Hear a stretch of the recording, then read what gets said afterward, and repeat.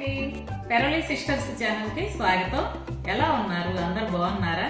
మేము బాగున్నామండి. మీరందరూ కూడా చాలా చాలా బాగుండాలని ఆ భగవంతుని ప్రార్థిస్తున్నాము. ఈ రంజాన్ సందర్భంగా నా ముస్లిం సోదరి మనులందరికీ శుభాకాంక్షలు తెలియజేసుకుంటున్నాము. అల్లా మీ అందరినీ చాలా చల్లగా చూడాలని మరీ కోరుకుంటున్నామండి. మేము ఎంత దూరానున్నా మాకు ఈ రోజు మాత్రం 3-4 క్యారేజీలు వస్తాయండి. ఒక ముస్లిం సోదరుడి దగ్గర నుంచి వచ్చిన క్యారేజ్ అన్నమాట ఇది. స్నేహానికి చాలా బాగుంటారండి. మాట కలిస్తే చాలు అంత బాగా ఉంటారన్నమాట వాళ్ళు. ఇదిగోండి, నాకు ఎంత ఇష్టమోనండి షీర్ కుర్మా. ఇదిగోండి షీర్ కుర్మా సూపర్ టేస్టీగా ఉంటుందండి.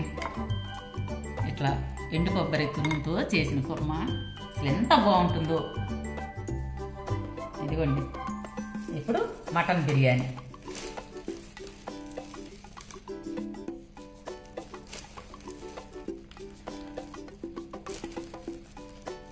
చాలా ఎక్కువ పంపిస్తారండి.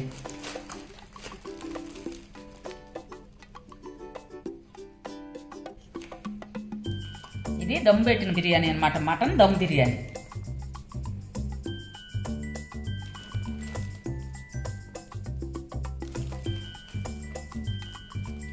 పెద్ద ముక్కలు వేస్తారు. అంటే మనం కూడా దమ్ పెట్టుకుంటే అట్లాగే పెద్ద ముక్కలు వేస్తేనే బాగుంటుందండి.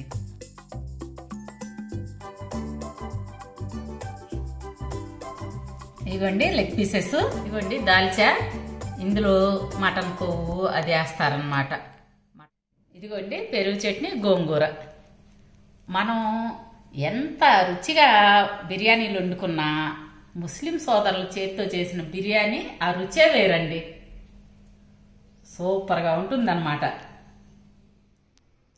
మీకు పనసగింజలతో కూర చేసి చూపిస్తానన్నాను కదా.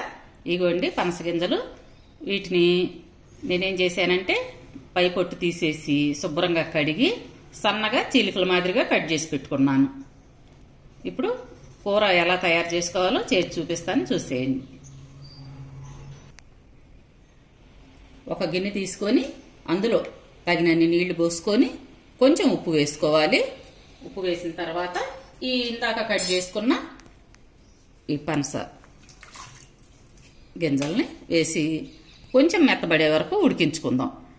మీరు లేదు పాన్లో పెట్టి ఉడికించుకుంటానంటే 1 విజిల్ వచ్చే వరకు ఉడికించుకోండి. ఇప్పుడు నేను పనసగింజలు 15 పనసగింజలు తీసుకొని ముక్కలు కట్ చేసుకున్నానండి. దానికి సరిపడా మసాలా అన్నమాట. ఈ లోపు పనసగింజల ముక్కలు ఉడుకుతూ ఉంటాయి, మనం మసాలా రెడీ చేసుకుందాం.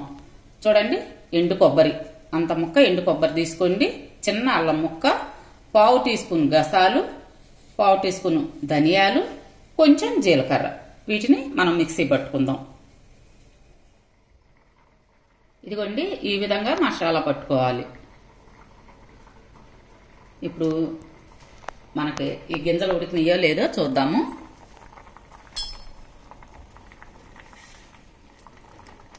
ఉడికినాయండి. ఈ విధంగా ఉడికితే చాలన్నమాట. ఇప్పుడు స్టవ్ కట్టేసుకుందాం. ఇప్పుడు స్టవ్ వెలిగించి బండి పెట్టుకొని అందులో 2 టేబుల్ స్పూన్లు ఆయిల్ వేయండి. ఆయిల్ కాగిన తర్వాత సన్నగా తరిగిన ఉల్లిపాయ ముక్కలు, 4 పచ్చిమిర్చి చీలికలు. ఉల్లిపాయ ఈ సైజు ఉల్లిపాయ తీసుకున్నానండి, మరీ పెద్దది తీసుకోవద్దు. ఈ సైజు ఉల్లిపాయ తీసుకుంటే కూర అనేది తీపి వస్తుంది, అందుకని చెప్పి మీడియం సైజు ఉల్లిపాయ తీసుకోండి. దోరగా వేగనిద్దాము.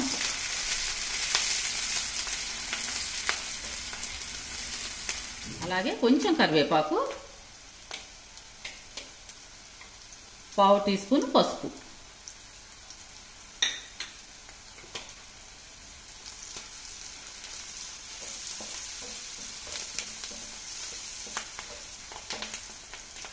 అదేవిధంగా 1 టమాటాని మిక్సీ పట్టుకున్నాను, ఆ టమాటా వేసుకుందాము.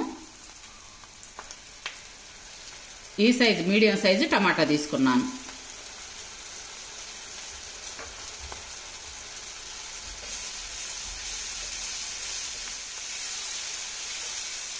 మసాలా వేసి లో ఫ్లేమ్లో వేగనిద్దాం.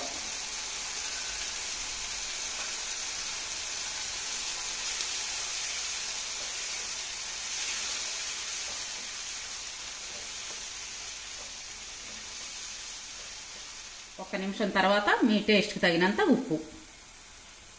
ఎందుకంటే ఇందాక ఒకటి గమనించండి, ఇందాక పనసగింజల ముక్కల్లో కొంచెం ఉప్పు వేసి ఉడికించాము. అది గుర్తుపెట్టుకొని ఉప్పు మీ టేస్ట్కి తగినంత వేసుకోండి.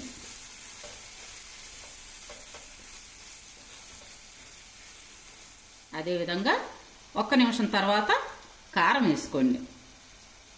ఈ ఉప్పు వేయటం వల్ల ఏంటంటే ఈ టమాటా ఇవన్నీ త్వరగా మగ్గుతాయి. ఆ తర్వాత కారం వేయండి. ఈ కారం వేసిన తర్వాత ఒక్క నిమిషం ఈ విధంగా వేగనిద్దాం. ఇవన్నీ కూడాను పచ్చివాసన పోవాలండి, అప్పటి వరకు వేయించుకుందాం.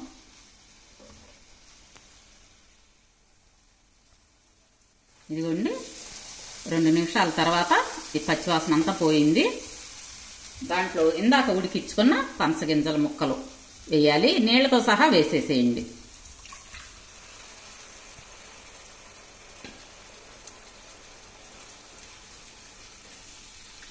మీరు ఇప్పుడు ఉప్పు చెక్ చేసుకొని ఏమైనా ఉప్పు కావాల్సి ఉంటే వేసుకోండి. కొంచెం హై ఫ్లేమ్ పెట్టుకొని ఉడుకు పట్టగానే మీరు సిమ్లో పెట్టేసుకోండి. ఇప్పుడు కొంచెం వాటర్ యాడ్ చేద్దాం.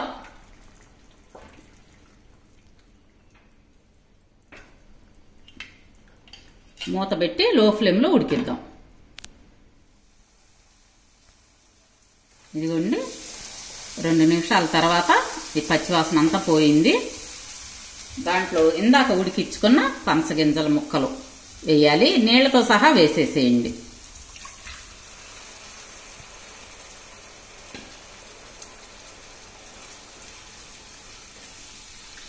మీరు ఇప్పుడు ఉప్పు చెక్ చేసుకొని ఏమైనా ఉప్పు కావాల్సి ఉంటే వేసుకోండి. కొంచెం హై ఫ్లేమ్ పెట్టుకొని ఉడుకు పట్టగానే మీరు సిమ్లో పెట్టేసుకోండి. అవసరమైతే కొంచెం వాటర్ యాడ్ చేసుకోవాలి. ఇప్పుడు కొంచెం వాటర్ యాడ్ చేద్దాం. మూత పెట్టి లో ఫ్లేమ్లో ఉడికిద్దాం. ఇప్పుడు ఆ కూర మగ్గేలోపు మనం చింత చిగురిని రెడీ చేసుకుందాం. ఇదిగోండి, ఇది నేను శుభ్రంగా కడిగి ఆరబెట్టి భద్రపరుచుకున్న చింత చిగురు అన్నమాట. వీటిని ఇప్పుడు మనం పుల్ల పుడక తీసేసి ఆ కర్రీలో వేసుకోవాలి. ఎలా వేసుకోవాలో చూపిస్తాను ఇప్పుడు. ఇదిగోండి, ఒక గుప్పెడు చింత చిగురు అయితే సరిపోతుంది. మరలా దీన్ని భద్రపరుచుకుంటే నెల రోజులు కూడా తాజాగా ఉంటుందండి. చూశారు కదా ఈ బాక్స్లో నేను చింత చిగురు, కరివేపాకు, కొత్తిమీర, పుదీనాకు, అలాగే రకరకాల ఆకుకూరలు, మునక్కాయలు, నిమ్మకాయలు ఇటువంటివన్నీ స్టోర్ చేసుకుంటున్నాను. ఫ్రిడ్జ్లో పెట్టుకుంటే చాలా రోజుల పాటు అస్సలు చెక్కు చెదరట్లేదండి. మీలో ఎంతమంది ఈ విధంగా స్టోర్ చేసుకుంటున్నారో నాకు కామెంట్స్లో తెలియచేయండి. ఇందులో స్టోర్ చేసుకోవటం కూడా చాలా ఈజీ అండి. అడుగున 2 టిష్యూ పేపర్లు వేసి మనం పెట్టాలనుకున్న వస్తువు అందులో పెట్టేసి పైన 2 టిష్యూ పేపర్లు వేసి మూత పెట్టేసి ఫ్రిడ్జ్లో పెట్టుకుంటే ఎన్ని రోజులున్నా అస్సలు పాడవట్లేదు. ఇప్పుడు ఇందులో ఉన్న ఈ పుల్లలు అనేది తీసేద్దాం. లేతవైతే సరిపోతుందండి, ముదురు అయితే కనుక కంపల్సరీ తీయాల్సిందే. ఇది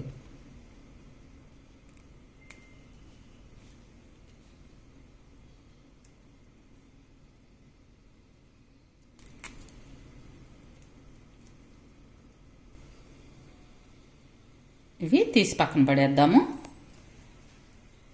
ఇప్పుడు ఈ చింత చిగురిని మనం ఈ 2 చేతుల మధ్యలో పెట్టుకొని ఈ విధంగా బాగా నలుపుకోవాలి. చూసారా, ఇట్లా పొడి పొడిగా రావాలండి. వీటిలో ఇప్పుడు పుల్లలు తగిలినాయి అనుకోండి, నలిపిన తర్వాత ఈ పుల్లలు తీసేసేయచ్చు.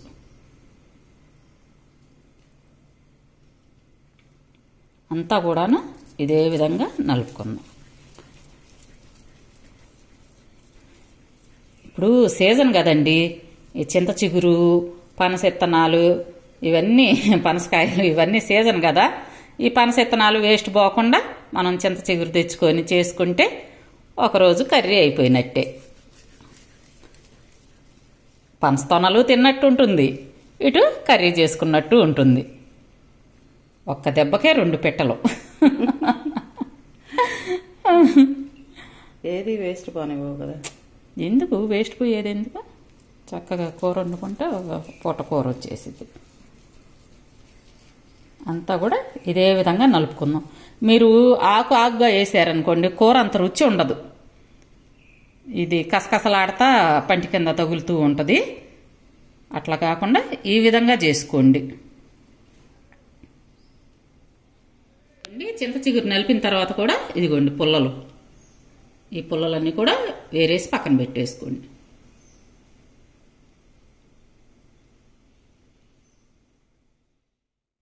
ఈ కర్రీ చిన్నపిల్లలు పెద్దవాళ్ళు కూడా చాలా ఇష్టంగా తింటారండి. పిల్లలైతే జీడిపప్పు కూర అని బాగా ఇష్టంగా తింటారనమాట. ఇప్పుడు కూర ఎంతవరకు వచ్చిందో చూద్దామండి. ఇదిగోండి పైన నూనె తేలుతూ ఉన్నది. దాంట్లో ఇందాక మనం నలిపి పెట్టుకున్న చింత చిగురిని వేసుకుందాం.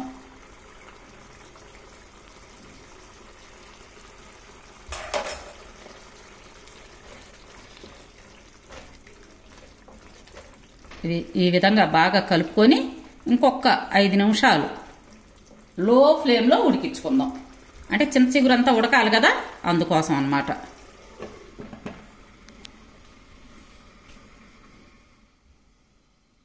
ఇప్పుడు కూర ఎంతవరకు వచ్చిందో చూద్దాము. అదిగోండి రెడీ అయిపోయింది. దాంట్లో 1/2 టీ స్పూన్ గరం మసాలా వేసిన తర్వాత కొంచెం కొత్తిమీర వేసుకోండి. ఇప్పుడు స్టవ్ కట్టేద్దాము. పనస గింజల చింత చిగురు కూర రెడీ అయిపోయింది. మీరు చూడండి, మీరు చూస్తే మీకే అర్థం అవుతుందండి ఎంత రుచిగా ఉందో. ఆ కూరను చూస్తేనే అర్థం అవుతుంది కదా. ఇప్పుడు దీన్ని వేరే సర్వింగ్ బౌల్లోకి మార్చుకుందాం.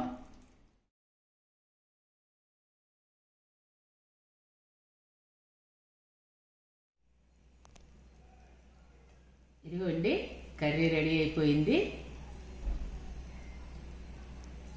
వేడివేడి అన్నంలోకి చింత చిగురు పనస గింజల కూర ఎంత టేస్ట్గానో ఉంటుందండి. ఇప్పుడు పనస తొనలు తెచ్చుకుంటాం కదా, తెచ్చుకున్నప్పుడు వేస్ట్ చేయకుండా శుభ్రంగా ఇట్లా కూర చేసుకున్నారనుకోండి, ఈ పనస గింజలు మంచి హై ప్రోటీన్ అండి. పిల్లలకు కూడా ఆరోగ్యానికి చాలా మంచిది, మంచి ప్రోటీన్ లభిస్తుంది అన్నమాట. మీరు చక్కగా ఈ విధంగా కూర చేసి మీ పిల్లలకి పెట్టండి, మీరు కూడా తినండి.